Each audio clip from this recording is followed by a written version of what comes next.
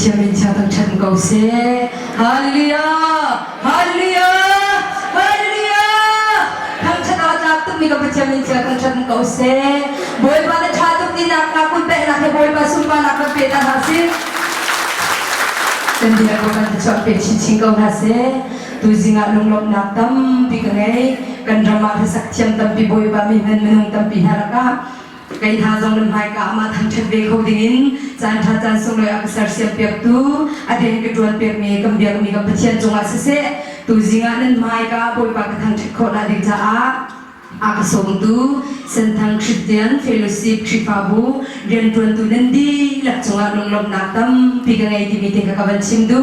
nen ke dot na ki philok tha sim shum lo di mi te kha ka ban chim du koi pasum pa na ding cha chim lo in kho silo phun lo in kho silo di mi cha sla